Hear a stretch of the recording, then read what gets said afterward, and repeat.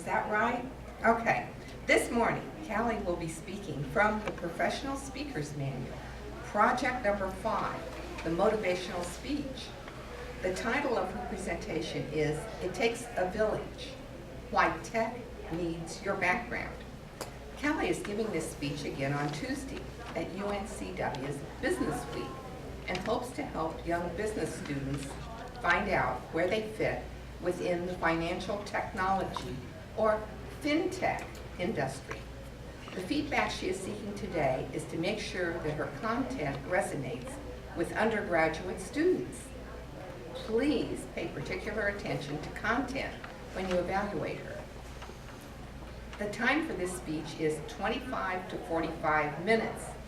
John, here's your, the green light should come on at 20 minutes, the yellow at 30, and the red at 40.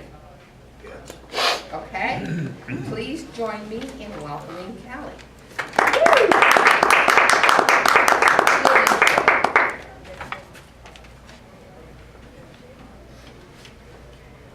3 years ago to the day, I walked through the doors of 2605 Iron Gate Drive and started my first day of work at a company called NCINO. I had no idea how much my life was about to change. I had 2 liberal arts degrees under my belt from UNC Chapel Hill, and I was just finishing up my master's degree in business administration from UNC-W. Go Seahawks! Woo! Next slide, please. Yes, I am a Seahawk. Fun fact, about 100 UNC-W alumni currently work at NCINO out of about 500 employees. I never in a million years thought that I would end up working for a cloud-based banking software company. I didn't know anything about software or banking. However, it's not too surprising that I started my career in technical writing. In high school, when I took that what career should you consider quiz in my senior year, technical writing was one of the results. By the way, show of hands, did anyone else take that computer-generated quiz? Okay, just me, all right. Anyway, I always thought that that was funny, that I just never thought about it since that quiz, and then it happened the way it did. But I also feel like NCINO was a really good fit for me out of personal interest. I'm from Wilmington, so I'd always followed Live Oak Bank, and I'll talk about the connection between Live Oak Bank and NCINO in a minute, but I'd always followed them really closely in the news because they were always creating such a stir in our community, and they still do. And everyone always talked about how good they were to their employees, but I knew that they were doing something good for the local economy. We like to say that we're bringing the Silicon Valley to the East Coast, but also, you know, globally for the financial services industry as a whole. And that's something that I really believed in and wanted to become a part of. And when an MBA colleague who worked at NCINO saw a window of opportunity open up for someone to help lay a foundation for establishing a documentation process at NCINO, he came to me and recommended that I apply. Everyone talks about software and how awesome and pretty and shiny it is, but not about the documentation that describes it and is successful for its use and adoption.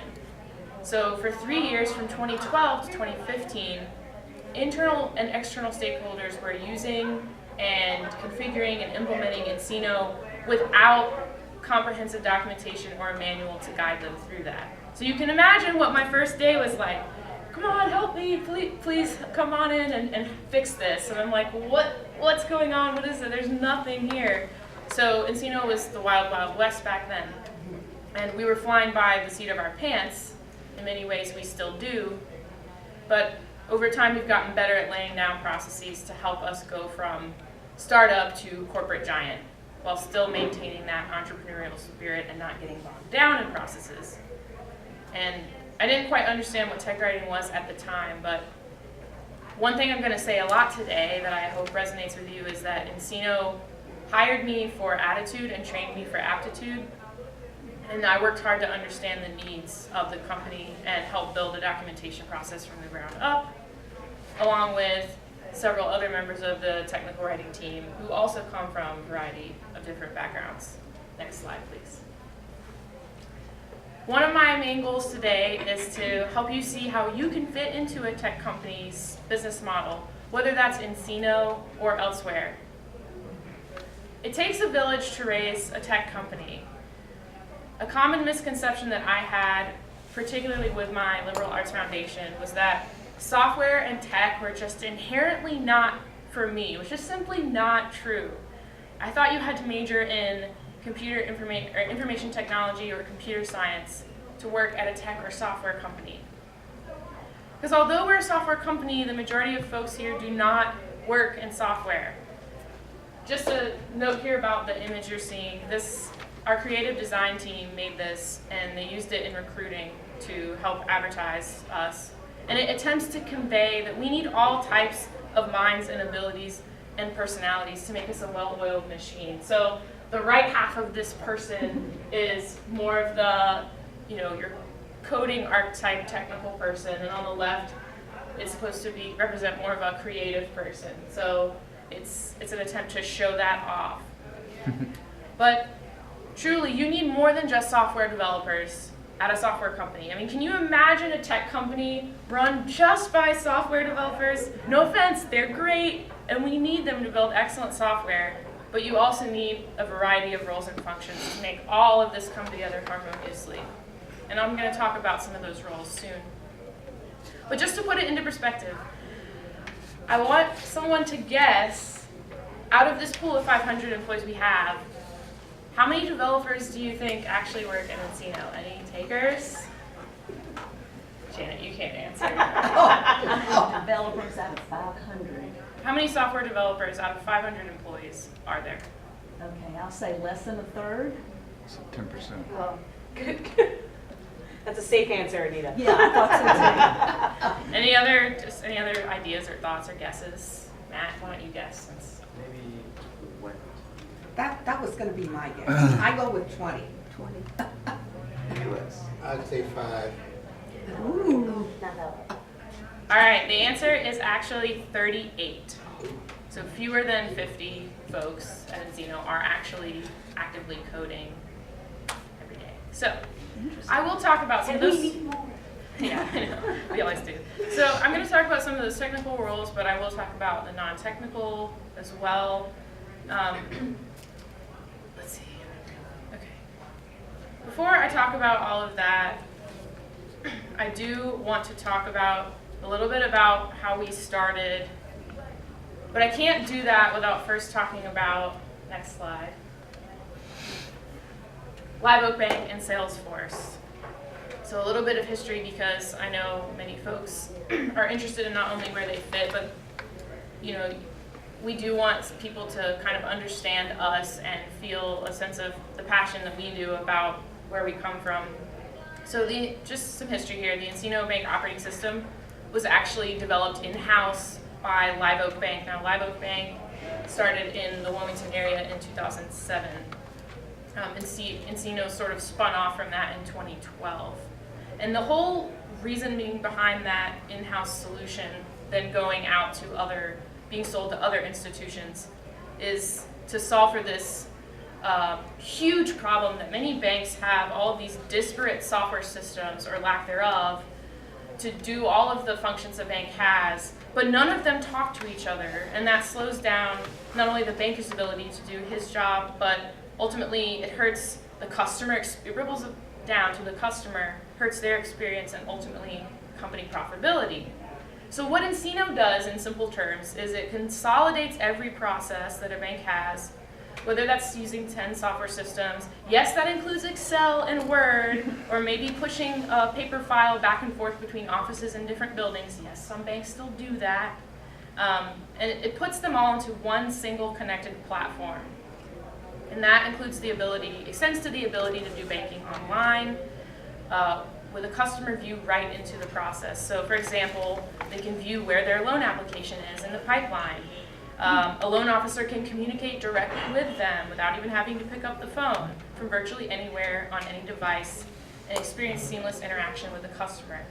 So just to kind of explain why that's so important, I want a quick show of hands. How many of you have actually walked into a bank branch in the last 3 months. So, Janet, you didn't raise your hand. Like, why haven't you gone into a bank branch? Because you don't need to anymore, Why not? because everything is at your fingertips. Right, exactly. Another quick poll. How many of you have applied for, remember this is given to undergraduates, so like how many of you have applied for an auto loan recently? I think there's going to be a few of them. Okay, does anyone in the room remember what that process was like? Did you have a good or bad experience you're willing to share?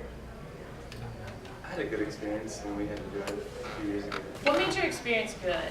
We just called our bank and they got everything set up within a few minutes on the phone in the Okay. dealership. Okay, great. I wonder what software system or systems they were using to make that process easier and faster. Well, what we're able to revolutionize today is the idea that you could start that process just sitting on your couch in your pajamas, and theoretically so could the banker. They could be doing the exact same thing, and you don't even have to pick up the phone. That's sort of the kind of service that the millennials generation is starting to expect, that level of customer service, and I will talk about that in more detail. The other thing I want to point out is that a strategic decision was made for our software, so to be built on the Salesforce platform. And Salesforce is a CRM platform that provides the building blocks of our platform, and it allows us to build and develop our application in the cloud. And I'll go into more detail about that too. But it means that we don't have to worry about the hardware and maintenance that we would experience if it was hosted locally or on premises. We get all of Salesforce's CRM power via its sales and service tool, and then all of its stringent security standards that come with it. Next slide. Okay, so you can't deliver that level of service at the speed of the internet without the cloud and the software as a service business model. Before I explain what those two terms are, because again, I think this is sort of laying the foundation, and I think a lot of folks who apply don't quite understand this, and I think it's important to understand. I think you implicitly already know what these terms are, and I'll prove it to you. Raise your hand if you have Netflix or Hulu or Amazon Prime for movies, or Amazon or Spotify or YouTube for music. Every single hand in the room went up. So can someone explain like how that service works, any one of those services? Like what's the basic, Janet? You subscribe and pay a monthly fee, and they allow you access to all their content that they have on their platform or server. So do you have the music or videos like downloaded to your device when you're watching or listening, or not? Nope, it's in the cloud. Bingo! So you're accessing the cloud just like NCINO users when you use a software application that's not located on your premises. So instead of NCINO being hosted on servers and data storage at a bank's data center, it's running in the vendor's, aka Salesforce's data center. And that's how, so the music's exactly stored in the cloud. And then the software as a service delivery model is the subscription component that Janet referred to. So this provides a myriad of benefits. Companies don't have to invest in extensive hardware to host the software, and this allows buyers to outsource most of the IT responsibilities to that vendor. The SaaS vendor takes care of it all. And then the buyers pay an annual or monthly subscription fee, which includes the license to use the software and support and other fees. And so our NCINO users access NCINO through a user license or seat. And this is completely in contrast to the past, where with on-premise software, you had to pay one time for a perpetual license. So to use the music metaphor, that's the equivalent of buying the CD and taking it home instead of streaming it. So comparing the past to this newer business model. So bankers access NCINO through the cloud using an internet connection and a unique web-based login, and all of the data is happening in the cloud. And the banking industry is completely ripe for this use. It allows us to move a bank's data into this secure and seamless and connected space, because banks do have to move at the speed of the internet to increase profitability and to be a better competitor in the market, because that is our experiences with Amazon and Hulu and Netflix, just to name a few, are dramatically transforming customer expectations. So why would banks be off limits from that revolution? And because truthfully, said by a current NCINO customer, before they converted to us, you might say, that they were operating at the speed of FedEx. And that's just not fast enough in today's, to send documents back and forth, to just wait for an approval process to happen. That's all automated and clicks off to the right people in the bank digitally, versus just sending a paper document back and forth, waiting for a loan to get approved using FedEx. Next slide, please. So now that you have the basics down about who we are and how we do what we do, I do want to go more deeply into the roles here. And the first place, the origin point of it all, which I talked a little bit about earlier, is product development with our fantastic software developers. A little context here on the left, this picture is of a few folks in product development during one of our biannual bug bashes. That is just a short period of time before a software release when quality assurance and the dev teams are working to fix any software bugs before the release goes live. And then on the right, you see them hard at work at a meeting in one of our conference rooms. A fourth of our employees work in PDE. And that is where you do see a lot of the computer science and IT majors, or people coming to us with some type of technical experience in coding. And yes, that includes quality assurance as well, but you'll also see some, and development managers, they also have that coding experience usually. But product management is where you will see a lot of the business majors coming in, and they're responsible for assessing the bank's needs and creating a product out of that, and overseeing the unfoldment of that product by running a development team. Next slide. Okay, sales and marketing is sort of the next phase of that. We build something, but that's all well and good, but you can't get it up and running without selling it. This is a picture of all of us in the kitchen when our CEO was, signing a deal. And so it's very cause for celebration. And there are lots of roles within these departments. I'm going to name a few because I don't think people quite realize the depth of this department. So creative team, they do our graphics and our videos. We have recruiters who make sure we have talented folks. Since we are hiring about 100 people a year, keep me honest, Janet, maybe a little more. Right. So Janet's working hard. We have a social media person who oversees social media, all of that communication, and we have a content specialist. Those roles will expand.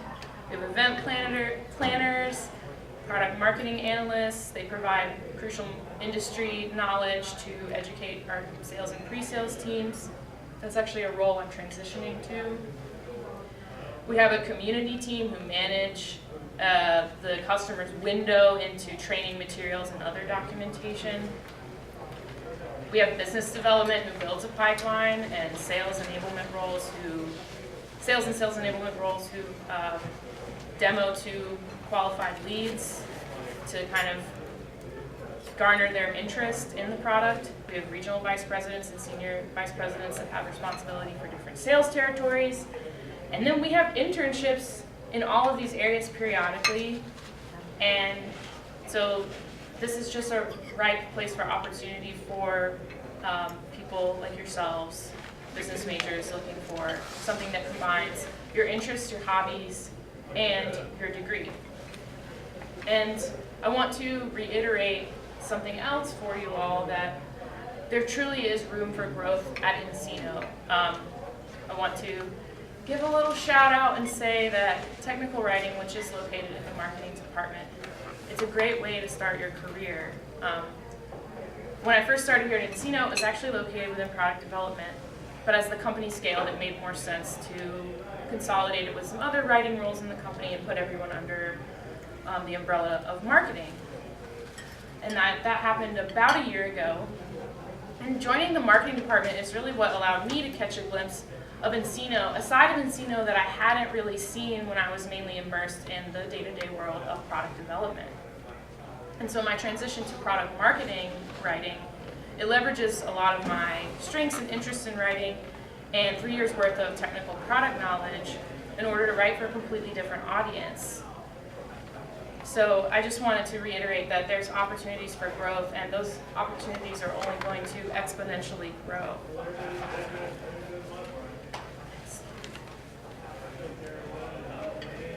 So professional services is another area within NCINO that's also a great fit for business majors.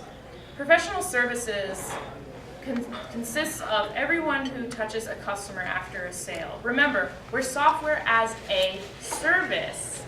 So they handle everything that happens after a bank signs a deal or contract with us. They're buying a service, so they continue to pay just like you continue to pay for Netflix and Spotify. And then we expect them to buy more of our service or offerings, so expanding that portfolio. And over half of our employees are in professional services. So you have to start at the top with, they sign a deal, it instantly goes into the implementation phase or the delivery phase of mapping that bank's business processes into NCINO. What does that look like?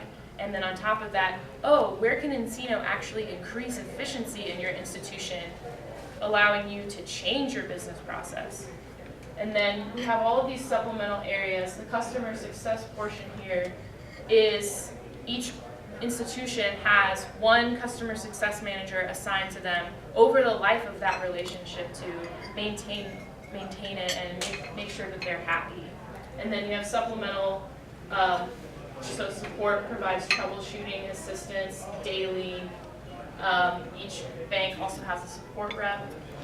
And then the university is, we have trainers who train the users on how to use the software and also train the administrators on how to configure the software. And then the community is a critical piece. Although that content is developed in marketing, the community is a key aspect in the customer support and customer success experience. But you see all kinds of backgrounds here, finance backgrounds and business backgrounds, because this is truly a customer service focused division of NCINO. Little plug for UNC-W and some patterns we see. A lot of UNC-W graduates go into support engineering, business and communications majors.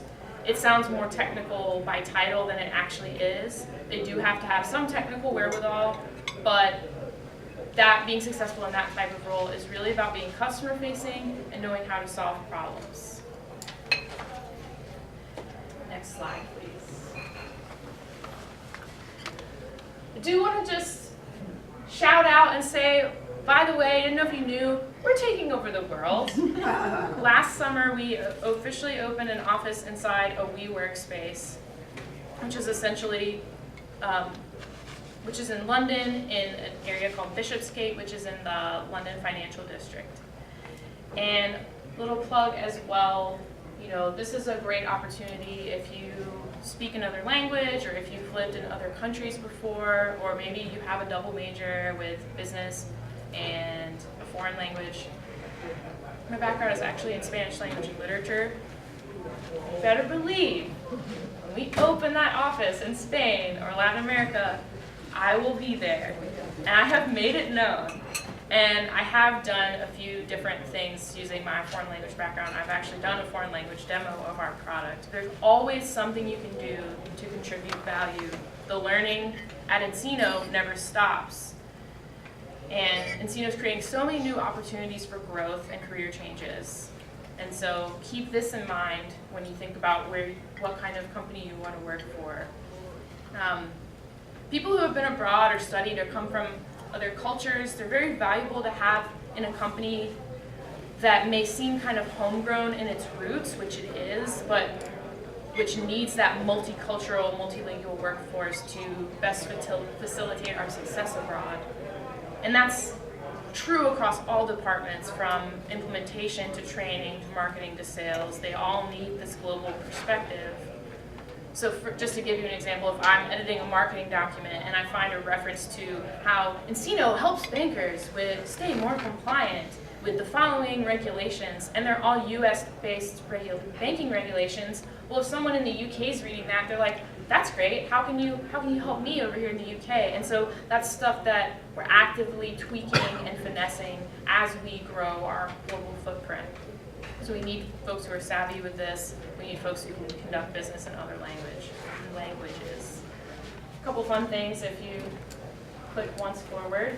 Just wanted to point out that the London office has a fantastic latte machine that makes lattes with real milk.